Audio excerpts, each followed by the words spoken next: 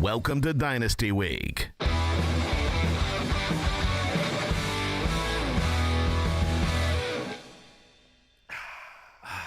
What are we doing? We're having a Dynasty show, drinking our coffees. We were sitting here, obviously, for the past few hours just discussing Dynasty things. Yes, it is Dynasty Week. Only Dynasty chatter. With our beverages. Trusty beverage. And now we're super live. Super live right now. How you doing, Mike? Oh, man, I am excellent. How are you? Oh, I'm doing great. Oh. Yeah, Jason, How are you, Jay? How are you? I think I'm a little better than you guys. I'm outstanding right now. How dare you out-excellent me? Well, you can be excellent, you can be all right, or you can be outstanding, and that's where I am. Super excited to talk Dynasty. We had a fun time on yesterday's show talking Dynasty. What did we talk about, Jason? Oh, man, what didn't we talk about? Are you full? Let me check the what notes. did we talk about? We talked about some of the players that we are very different on compared to one another. We talked about old, bland, and undervalued players, which you can find some value in dynasty leagues. Getting that 1 year or 2 years. You guys put the fear of God in me about Raheem Mostert. Yes. Yes. He'll be good this year. That was really nice to know that he's basically in a swan song year. We did some Dynasty mailbag, and then tomorrow we've got what do we got, Brooks? Buy or sell Dynasty edition. We've got players to trade for in Dynasty leagues and trade away. Yeah, that's the big one. And then today we are answering Dynasty questions live, and we're going to talk about these giveaways we got going on. We're going to bring up some risk-reward players that scare you but also entice you. Mm-hmm. And, yeah, so there's a lot going on. You've got a couple of jerseys sitting next to you. Oh, man, we've got these giveaways going Dynasty on. Week, on giving Twitter. Stuff away. That's A.J. Brown. He signed it right here. So we have a couple of giveaways you can get in on right now. I don't know what you're watching. Maybe you're watching on Twitter. Maybe you're watching on YouTube. But if you go to Twitter at the FF Ballers, the A.J. Brown jersey, we're giving it away on Twitter. Instagram at Fantasy Footballers, the Austin Eckler signed jersey. And all you have to do is follow the accounts that you'll see on there, the main account and our personals. And you want to reply to the giveaway post with the greatest Dynasty trade you've ever made.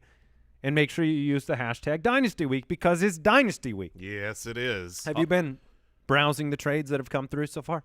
I've taken a look at quite a few, and I could say this: the Foot Clan are doing well in their trade department in their dynasty leagues.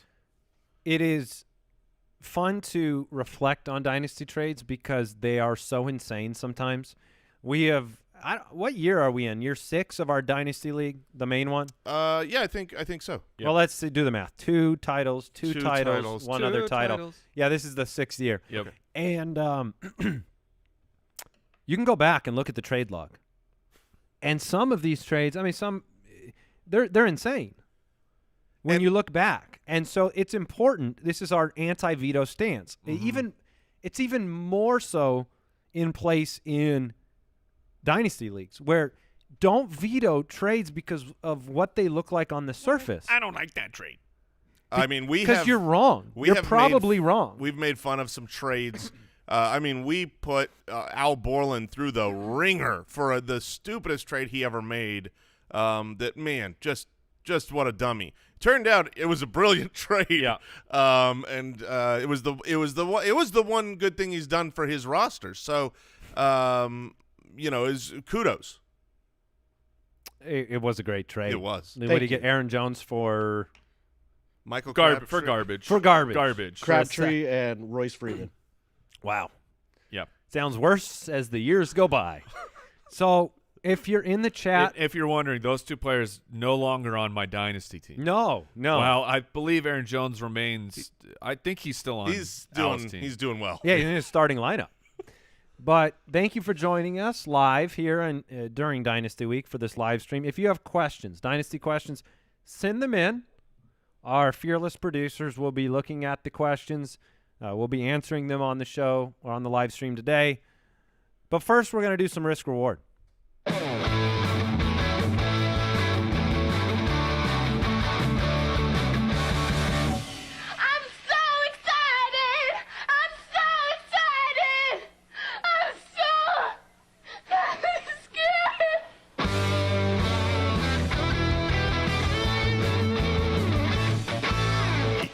Yeah. Acting. Risk reward. We're excited. We're scared. There are certain players that we have in that department.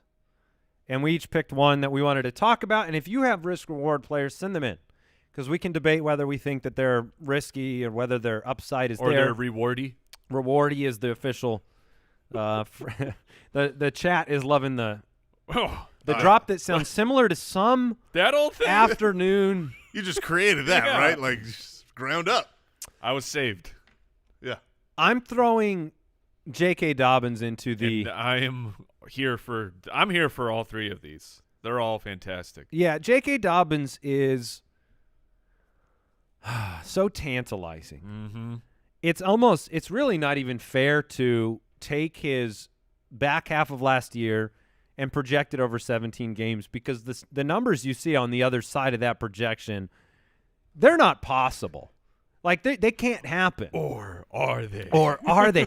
But there's just so many things that go into being a part of this Baltimore team where you have your best runner as your quarterback. And yet here's J.K. Dobbins with this tantalizing upside with touchdown potential that reaches into the 20 touchdown range. It really does. Like this team is that good on offense where you need to throw that out there. And yes, there have been some anomalies in the running back production over the years. Mark Ingram was a highly efficient player 2 years ago. Tons of touchdowns. We said, oh, they could go away, and they went away. But then here's J.K. Dobbins going out there on like an 18 to 20 touchdown pace over the last half of the year. And it's him and Gus Edwards. And the team's going to score a ton of points. Mm-hmm. And yet Lamar can take some away. And yet that situation, the passing game work, there's not going to be passing game work for J.K. Dobbins. So acquiring him in a dynasty league is exciting for what could be, but a little scary because this team has had a rotation of running backs. Yeah, it's scary because it's so touchdown dependent, and the touchdowns, like you said, they could just flow in no problem. But when you've got a player who doesn't catch the ball a lot, not that Dobbins can't, but that's just not in the offense they're playing with Lamar. That's where the risk comes in. A reminder: so 2 years ago, Mark Ingram had 29 targets as the starting running back. Like that, the upside for the full-time guy was 29 targets. Wait, but on those 29 targets, didn't he have something like 5 receiving Yes, touchdowns? and that was the worry, the bigger worry with Mark Ingram, not as the rushing touchdowns necessarily, but 5 receiving touchdowns for a running back is absurd. Yeah, my risk-reward player that I want to bring up for Dynasty, he's risky because he expensive. I mean, you want to go shopping and try to acquire this player, he's going to cost you. There's some Rodeo Drive stuff. Yeah, absolutely, and he hasn't done it yet. So there's a lot of risk, but the reward is going to be worth it. That's my projection. Talking about another rookie running back from last year, Cam Akers. Cam Akers, whoo boy. I mean, Can he do it? He can do it. Yeah, no. Here's the reality. I mean, last year going into the draft, Cam Akers was one of all of our favorite prospects. Yeah. The talent is overflowing, and then he didn't do much in a committee, got injured, and really just had a pitiful rookie year until, oh, wait a minute, he became the starter in Week 12 and then scorched the earth. I mean, he had a stretch of games where he was just unbelievable. 5th most carries from Week 12 on in football despite missing Week 16. So that didn't even count, and he was at number I mean, that's the tantalizing That's excitement. Is he the next, girly workload player for Sean McVay? So in Week 13, where he really became, it took off, 22 opportunities, followed up by 32 opportunities, followed up by 18 because he got hurt halfway through the game, misses a week and comes back immediately to 25 opportunities. That is a bananas workload for anybody. In 2 playoff games. You want that bananas Oh, workload. yeah. With cream. Yeah, please. Bananas and cream. You want that pie. In 2 playoff games, he averaged 24.5 touches, 136 yards, and a touchdown. And obviously that's against playoff caliber teams. We've seen the number 1 running back in fantasy be Todd Gurley, be with Sean McVay, be in this offensive McVay. I just got Bayside on the brain. You know what I mean? Okay. Nice. I thought he was your. Yeah, I thought you were bae. calling him your bae. So the reality is, if he is the 3-down back, now here's the catch, right? Darrell Henderson was injured for a lot of the time that Cam was able to have that workload. And then when Cam Akers got that workload, he got injured once. So are they really going to give him that job? Are they going to run him into the ground that they did with Todd Gurley? And I think, yes. There was a quote from February where Sean McVay literally said, I think he's a 3-down back. Now, he didn't say he's going to use him as a 3-down back, but he said, Cam Akers, I think this is a 3-down back. And that's good enough for me. I'm in. The talent is there. I think he's going to be the 3-down back. And if those two things happen with Matthew Stafford and Sean McVay, oh, brother. I mean, he's one of the only Dynasty players out there that I can imagine. We're going into the following season, going into 2022, that isn't an absolute top pick right now. They could be the number one. Like, they could be the number one pick. Sure. If Cam Akers just goes out and dominates, you're going to be talking about him the way that we've talked about, a CMC or a Barkley, a true 3-down skill set, incredibly talented guy on a great offense. And with Cam Akers and J.K. Dobbins, there's at least the level of risk-reward doubt where maybe you're not paying what they are actually going to be worth for the next 3 or 4 years in a dynasty trade.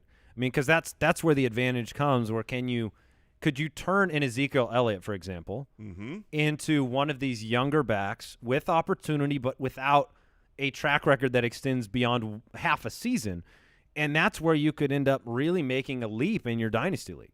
Yeah, Cam Akers is 21 years old. Oh, so if you could turn a Zeke into a Cam Akers, all of a sudden you've got the potential to have a great back for a much longer stretch of time. And, Mike, you have a running back as well. Yeah, I brought up James Conner as my my elder statesman who I think might have a little bit of juice left.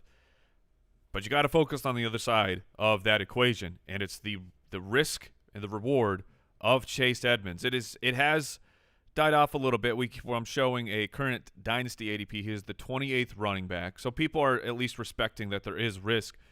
But the upside. What I've been focused more on. Okay, what if it goes wrong? Because it seems to be it can only go right for Chase Edmonds.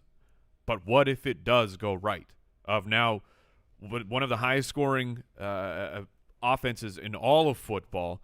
You know that he has the passing game upside. He saw 68 targets last year. That is absolutely that's a number that is reserved for a very elite few at the running back position. The third most snaps in the slot amongst running backs. And so, like I said, 6 most targets, the 68 target mark. But we've never seen him get the upside of getting the goal line work. We've always seen Cliff lean towards a beefier guy. Chase Edmonds was here when David Johnson was the guy and kind of got hurt, and it seemed like Edmonds was set up to be the heir to David Johnson. They traded for Kenyon Drake, and then everything immediately went towards Kenyon Drake. So could Chase Edmonds become the guy? He can, but he's smaller. He's 5'9", 210 pounds. And he is actually older than you think. It's tough with Chase Edmonds because, players mature and players become more solidified on a team. So them not being ready to give him carries then doesn't mean they're not ready to give them now. The size argument's good. And there's a narrative where it's not Edmonds earning it, but it's Conner not having anything. Right. Like there's the world where James Conner doesn't have it, and or is injured. I know that sounds crazy to say James Conner could miss a game or 12, but that is within his range of outcomes. Yeah, his so body it's doesn't tough. like football. It's tough, and I think a lot of people are really excited for Chase Edmonds. This is why, spoiler on tomorrow's episode, he's a trade-away candidate for me in Dynasty because I think he's got value right now. People want him. People think he's the new young running back that you could trade away. He's not that young, guys. He's 25. That's Alvin Kamara. That's Ezekiel Elliott's age. That's surprising. I was surprised when I looked that up, but I don't think he's got long-term value. Maybe he does end up great this year, but he is the definition of a risk-reward. There are people in Dynasty leagues actively seeking out Chase Edmonds because they're going to be the one that grabs the new hotness. And then there are people like me that are saying, I'm going to capitalize on him having this value. I don't believe he becomes the new hotness. And so the risk reward is there. He's in a contract year as well. So you could be trading for a player who he has to earn a second contract. He might be off the Cardinals. He might be just a backup somewhere else in a in a really bad position. I think what we highlight too here by picking 3 running backs is like you have to make the right call, and then it's like small windows. Yeah. Even if you're right, it's a small window for a lot of these players where you almost it's rent a running back. I mean, it's not. I think you're going to lose more in Dynasty if you think you can lock one guy in for 5 years, 6 years. It just doesn't happen. No, you want to trade for these J.K. Dobbins, these Cam Akers, and then when they peak 2 or 3 years from now and they're coming close to their second contract, trade them away for max value for the next 21-year-old running back. And just keep cycling your running backs like under 24 years old, please. That's what I would like. Well, I saw somebody today that won their Dynasty championship with Tony Pollard and Jeff Wilson as the starting 2 running backs on it last year. So there are opportunities that you have to pivot from what you thought to what is there. And sounded like my League of Record team. oh my goodness, it's true. Yeah, That's shout true. out. My name is Jeff. Taking me home. Jeff Wilson was pretty man. good in that stretch. Lots of great questions in the chat. Some risk-reward names thrown out there. Kenny Galladay. Certainly. Yeah. Juju.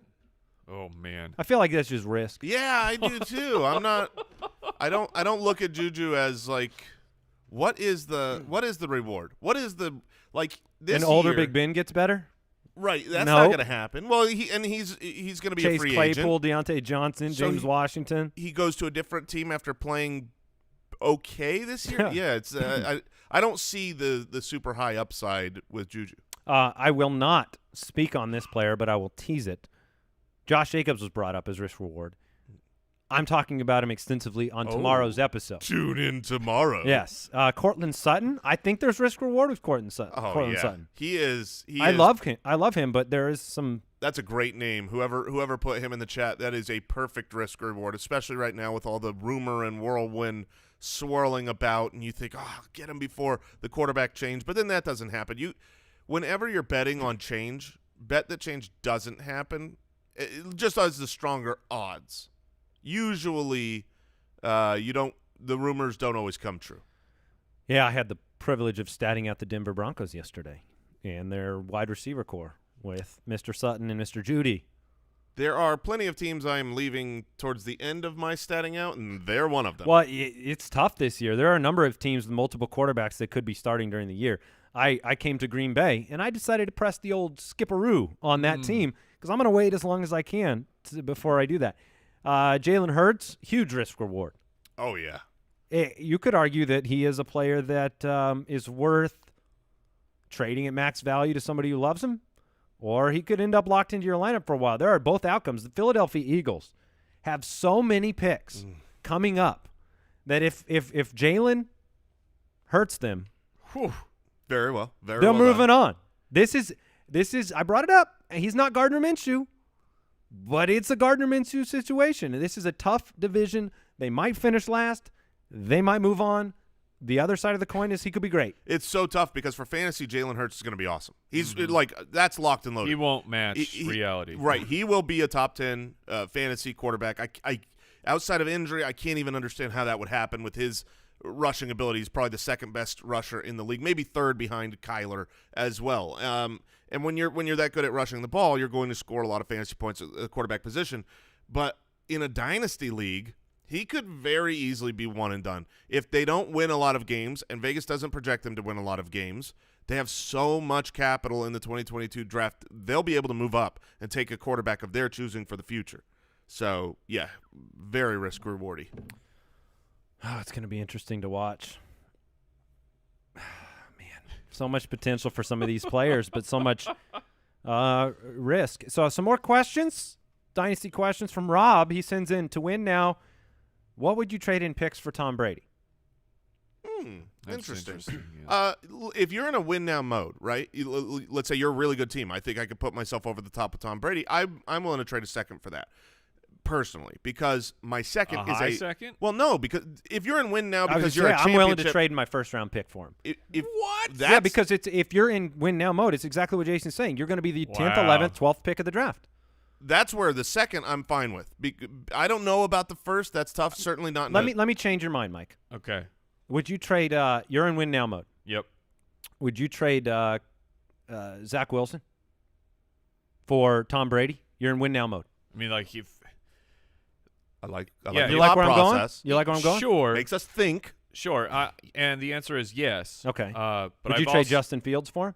No. No, I would not. Well, Justin Fields is probably not going to help you this year the way Tom Brady would. Sure. Possibly. The way that I'm going to project it is he will. And this isn't binary that you have other quarterbacks on your team. So I'm going to lean on them, and I'm not going to trade a first-round pick for Tom Brady. I know it's sure Tom could play another year after this, another 2 years. We have no idea. But I mean, when you I'm assuming those- he's devoid of quarterback talent, or he wouldn't be considering this. So that's going into my thought process. But if you're willing to versus starting a rookie, if you're willing to give up a first-round pick, you need to go around. You need to go look at other quarterbacks because people are going to have quarterbacks they're willing to trade for a first. so you're saying make this more of a last resort. Yes. That's fine. I think that's a good Yeah. advice. But if you could trade a second and you're a team that is winning games, you're projected to have a bottom 4 pick. The back end of the second round isn't usually. I mean, I know they're all valuable this time of year, and we think they're all going to hit. They don't. I'm looking at the last 4 picks in our draft of the second round. It was Ramondre Stevenson, Amon-Ra St. Brown, Nico Collins, Amari Rodgers. Sure. I would trade any of those guys for someone that I know is going to be valuable this year, help me win a championship. If you are at the back of the second, I have no problem with that. But you can be in win now, and your second-round pick could be at the beginning of it, where you're looking at grabbing Terrace Marshall or someone of that caliber, or Elijah Moore. I mean, these second-round high-level prospects who, in my opinion, have a very good chance of hitting and becoming something. I wouldn't trade those guys away for Tom Brady. I would be riding in with what I have, and then in the middle, and then in the season, if you want to trade a future second for him, then I'm completely for that. But not necessarily these guys you can get. You're slotted, and you know who you should be getting on your team. Michael Smith says, "Thanks, guys, for doing the live stream. you're welcome. Officially not getting any work done today." All right, that's what we are here to do. I mean, is that fair though? Because I feel like You're doing work right now. This is some important work going on. So You're building your dynasty. yeah, you're working on your team. What do you want to do? Work on your boss's company or work on your team, huh? Yeah. Stick it to the man. You do you. Walk out. Yeah, get up. Well, you got after the live stream. Right. Stay here. and Unless you're on the phone. Walk That's out. fine. Yeah, let's go. We're mobile. The Curry Mamba says, "What rookie draft pick would you be willing to trade away to acquire Jalen Reagor?" Oh, man. Reagor is he's Who would you rather have, Jalen Reagor or Tom Brady? I mean, Jalen Reagor. Yeah, in a startup draft that's not even close, it would be Jalen Reagor by a wide Second margin. round pick. I mean, It is funny though because we got to throw this one to Jason because Jason was by far the most bullish on Jalen Reagor. The dude was hurt a lot last year. He was dealing with very incompetent quarterback play. Now that quarterback is on the team and going to be the starting quarterback, but he wasn't the starter. He has a full off season now to actually, and he has a new regime in planning things. Like there will be a better plan than just throwing Jalen Hurts out there and saying, "Hey, please fit into this scheme and go win us a football game." So are you completely out no, on Reagor? I'm not completely out on Reagor, but I do think that his fantasy value is not great. When he was drafted, the situation, Carson Wentz and the offense that they were running seemed really valuable with an older Alshon and Djax, and I love the talent. I'm still in on the talent of Jalen Reagor, in on Reagor but too. the situation he finds himself in now is very, very different. They drafted Devontae Smith, Heisman Trophy winning wide receiver, who will be ahead of him on the depth chart. Dallas Goedert will be next, and so that means to me that he's the third on a team that now projects to have a much smaller passing volume with Hurts over Wentz. You've seen it in Baltimore when you have these prolific rushing quarterbacks who that is 50% of their game. You're just going to have fewer passing yards, fewer passing attempts, more rushing attempts from the quarterback. And so, you see that with Hollywood Brown, right? Hollywood is talented. He's great. He looks great. He gets open. He was fine in games where he caught a touchdown, but the passing volume's so small that it just doesn't matter. So I'm not projecting that there will be a lot of fantasy relevance for Jalen Reagor, even though I'm still in on the talent. Yeah, he's tough. He's why I'm in. I'm not selling him. I'm not either. I'm with you on that. And why I like trading for Reagor is not necessarily that the probability of him being a fantasy bust has increased dramatically, but other people feel like that too. I think you can trade for a former a second-year player who was just a first-round pick. Like that just happened. You can get him for a draft price that will be very low. Do you like Laviska Shenault or Jalen Reagor more?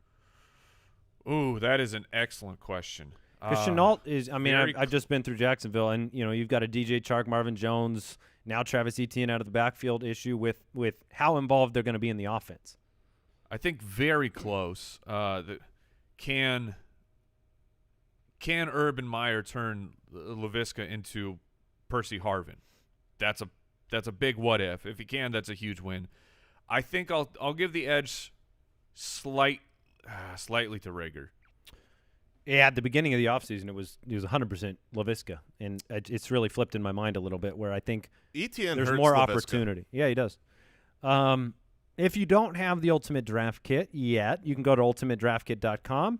You get it at the pre-order price before June 1st, which is coming quickly. The full UDK will be released. The UDK app, UDK Plus is out right now.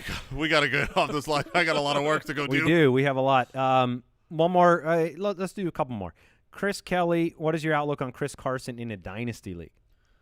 I feel like he got a shot in the arm this offseason. Absolutely he did. They didn't do anything to really up the competition. Carlos Hyde is left. They signed him to a contract. He's older. He's a 26-year-old running back. He's one of those guys that would be a trade for target for me, but really but understand what I'm saying. There are different types of trade for targets. One of the type of people that I look to trade for is like a Tom Brady, I'm trying to buy a cheap short window guy that will help me now, and then I'm throwing him in the garbage. I'm not trying to buy low on him to be some superstar. Oh, he's signed a new contract, so I'm gonna have that. This is just a guy that I don't think carries a lot of value in Dynasty. I don't think the Dynasty managers look at Chris Carson on the roster and say, I can't move on from Chris Carson. But if you're a competitive team and you want to offer something, you're in need of running back help. So, for instance, my team, I've got a very good roster, but I'm loaded. I was loaded at wide receiver and very shallow at running back. And I thought maybe I will just try to go purchase and acquire a veteran running back, a Chris Carson type. And he was someone that I was going to go after and see if I can get him on the cheap. But he was unfortunately on the roster of a Seattle Seahawks fan. So, no longer affordable. If you have Chris Carson, I'm riding it out one more year. Yeah, I'm not trading him away. Yeah, but I am trading him right after that. After this year, I will be OUT. He will be he's gonna turn 27 this year. I'm not gonna roster a running back that's turning 28. Yeah, I get it. He's on a good contract, but I think he'll be good this year. And then when the wheels fall off of a running back, man, you're immediately onto your spokes. Yeah, he's a maybe 1.5 year stopgap. He's a little flex seal. 1.5 years sounds great compared to my Raheem Mostert situation. Yeah. All right, last one here. Norton Connor, what do you think of Sam Darnold? Really good weapons, reunited with Robbie Stringbean. Rob, we were just talking about this because, Andy, do you realize the Week 1 matchup is Carolina versus the Jets? Oh, yeah. So the league made it happen. Darnold revenge. We are seeing it immediately, and I was mentioning to Jason, I don't know which side I want to see. I don't know if I want to see Darnold burn the Jets to the ground. I don't know if I want to see the Jets with the young babyface Zach Wilson. We just want one of them to destroy the other. That's all that matters is that there's a definitive winner and a definitive loser at the end of that game. I don't care which side, but someone must burn. As far as the outlook for that's a good question. I don't think the three of us have really talked about Sam Darnold and what we believe going forward. I'm curious to know your thoughts. My thoughts are he's going to be more of what we saw last year. I don't think he's a huge upgrade from Teddy Bridgewater, and so I don't look at Sam Darnold as, now that he's gotten away from Gase, which has been really, really good for a lot of players, and he's still super young. He's younger than Joe Burrow, I believe. Wow. There's opportunity. I don't think it's going to come to fruition. Yeah, I think he's going to execute the offense. I think that's why they picked him up, is to hopefully execute it better than Teddy Bridgewater did. But I project, Christian McCaffrey helps a quarterback. I mean, he's going to be back on the field. Teddy Bridgewater would have been better with Christian McCaffrey there last year. Those Drew Brees stats. I mean, this is a 130 target running back that you didn't have. So you lose Samuel, but you get CMC back. I think it's going to be very similar to the fantasy output of Teddy Bridgewater. That's what I would expect from Sam Darnold, with maybe a little bit of help from Christian McCaffrey, but more of a running game that you can lean on that may take away a little bit of the passing attempts. Yeah, but that one throw. Oh, yeah. That he one was throw. rolling. Yeah. The Zach Wilson throw. See, when he was last with Robbie Stringbean, he was, in an offense where he was throwing the ball deep to Robbie Stringbean. Robbie Anderson is an underneath type of player now. I mean, he was a PPR guy last year. He's a 10-a-catch, type of guy now. So I'm curious to see what that means for Robbie Anderson. I'm a little scared. Yeah, and that's honestly, what I can say about all my dynasty players. I'm a little scared. Darnold used to be someone, he came into the league, he was willing to throw it deep, and I feel like he's been shook. And granted, he had a terrible O-line and a terrible offensive mind, not his, but behind him in the coaching department. And now he doesn't really stretch the field. He doesn't throw it deep. So maybe him and Robbie will have a whole new game where it's just, here, take it, go, run. Well, and DJ Moore's good at those big plays too. Yeah. Sometimes you can't unshake the beginning of a career. That has happened a lot. There have been quarterbacks with great potential. David Carr, where you start, Tim Couch, where you start your career on your back, so to speak, where you are just under fire, not put in a position to succeed. We'll find out if Carson Wentz is in that boat this year after getting beat up. And I don't know if Darnold has what it takes. It is kind of ironic that it's hard not to look at Zach Wilson as just like the next Sam Darnold on that team, where extremely young. Can he do what Darnold couldn't do in New York? I don't know. So that'll do it for today's live stream. Hope you're enjoying Dynasty Week, and we have it right back at you tomorrow, another episode of the show. So UltimateDraftKit.com for the UDK Plus. Check out the giveaways on socials. Yeah, jump on those, man. Look at what we're giving away, man. Awesome, excellent. And Austin AJ Brown. Eckler. Boom. And you just gotta click your mouse like 6 times. Yeah, we'll give those away next week, Brooks. Is that the official? We'll Yeah, give people next some week on time. the show. Yep. Hashtag Dynasty Week. All right, that'll do it. Take care, everybody. Thank you for joining us, and look forward to tomorrow's episode. Goodbye. See ya, Foot Clan. Oh.